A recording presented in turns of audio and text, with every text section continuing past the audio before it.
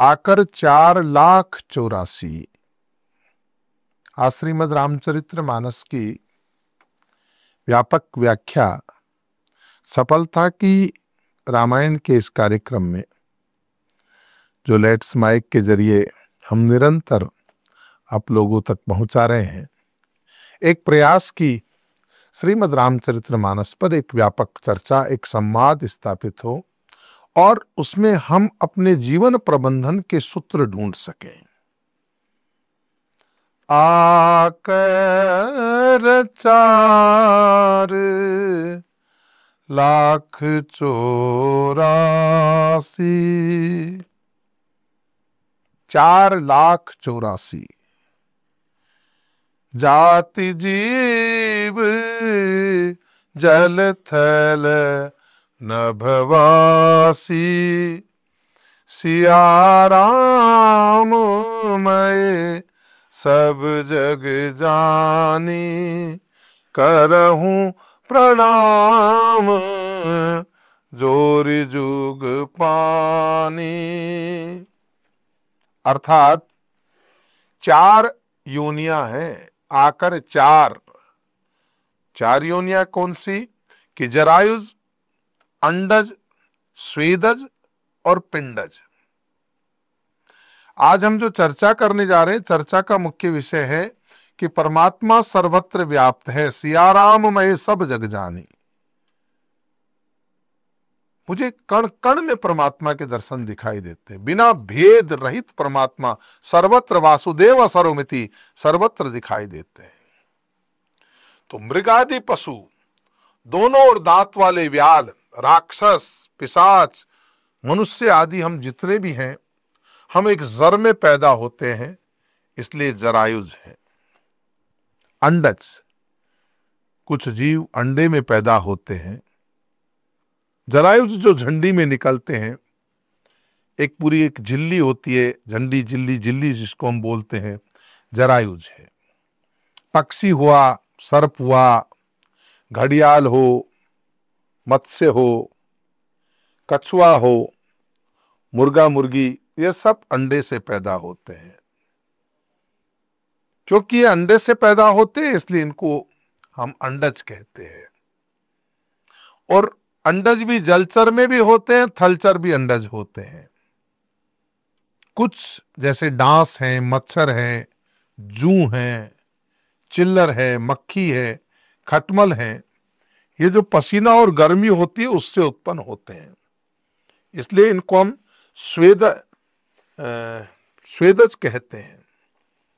और जो पेड़ पौधे पैदा होते हैं वो बीज से पैदा होते हैं, इसलिए उन्हें हम उद्भिज कहते हैं। वृक्ष आदि जितने भी हैं, फल पकता है, फिर उसका नाश हो जाने के ऊपर फिर उसके अंदर बीज बचता है, उस फल में ही बीज होता है, उसी बीज से फिर पेड़ होता है, पेड़ से फिर फल होता है। और जिनमें बहुत फूल और फल होते हैं उनको औषधि कहते हैं। पर जिनमें फूल नहीं होता, केवल फल होता है, उनको वनस्पति कहते हैं। तो जो फूलने और फलने पर भी बने ही रहते हैं उनकी वृक्ष संज्ञा है, उन्हें वृक्ष कहते हैं। यानी जड़ से ही जिनमें लताएं पैदा होती है, जिनमें शाखाएं नहीं होती है, जो गुच्छ है, एक मूल से ही जहां बहुत से पौधे उत्पन्न होते हैं, एक मूल से, एक जड़ से, उन्हें हम गुल्म कहते हैं, गुल्म। इस प्रकार नाना प्रकार की तृण जाती है, घास भी अनेक प्रकार की होती है। तो ये आकर 4,84,000। और दूसरी चीज जो बोली वो हमने क्या बोली, सिया राम मैं सब जग जानी। उससे पहले के एपिसोडों में हमने फिर भगवान की व्यापक चर्चा की थी कि जड़ चेतन सब जीव जत सकल राम में जान। पिछले दोहे में ही हमने इसकी चर्चा की। सकल राममय, सर्वत्र परमात्मा है। देखो भाई, यही सर्वत्र सत्य है। जो लोग भेद में बांटना चाहते हैं उन्हें कहो तुझे सब में रब दिखाई नहीं देता, एक नूर से सब जग उपजा, फिर कौन भला और कौन मंदा। क्या हिंदू को, मुसलमान को, सिख को, ईसाई को पैदा करने वाले भगवान अलग अलग है क्या? जैसे अल्लाह केवल मुसलमान ही पैदा करता हो, या भगवान केवल हिंदू ही पैदा करता हो, या गॉड केवल ईसाई पर पैदा, ऐसी व्यवस्था है क्या? परमात्मा तो सबका एक ही तो है, उसी ने पैदा किया। उसी विभो को हम अलग अलग नामों से जानते हैं और उसी व्यापक स्वरूप की हम सभी वंदना करते हैं। वो व्यापक है। सिया राम मैं सब जग जानी, वो किसी धर्म, मन, पंथ, संप्रदाय का नहीं हो सकता। वो बंधा हुआ नहीं है, सर्वत्र व्याप्त है। मुसलमान भी कहते हैं अल्हम्दुलिल्लाहि रब्बिल आलमीन, वो सबका है। सिया राम मैं सब जग मान जानी है। ऐसा नहीं कह सकते कि अल्हम्दुलिल्लाहि रब्बिल मुसलमीन, इट्स नॉट पॉसिबल। वासुदेवा सर्वमिति है, जो सर्वत्र व्याप्त है। फिर जहां सिया राम में मानकर वंदना की, तो ये व्यष्टि की वंदना है, ये सृष्टि की वंदना है। विज्ञान वाले उसी को प्रकृति कहते हैं। तो वेदांत के मत अगर हम लेते हैं, तो वेदांत के मत से तो ये पूरा जगत जो है वो ब्रह्ममय है।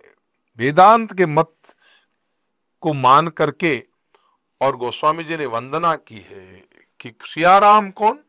सियाराम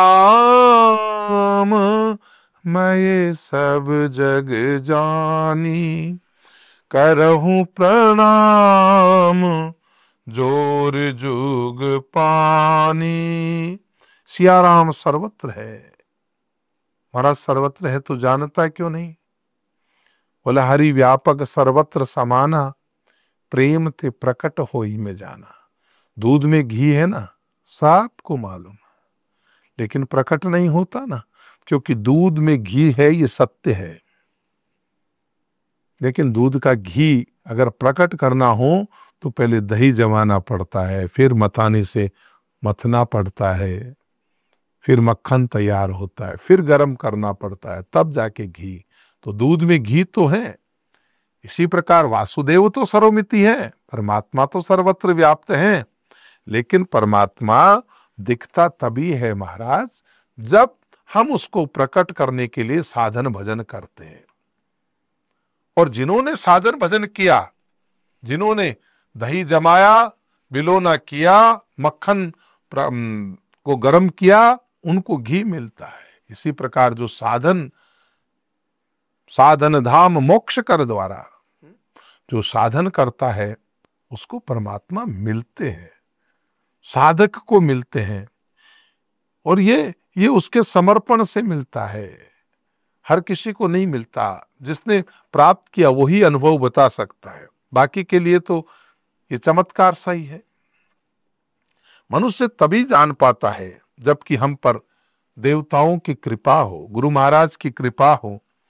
इसलिए अगली चौपाई में यही कहा कि सिया राममय सब जग जानी, पूरा जग सिया राममय है, करहूं प्रणाम जोर जुग पाने।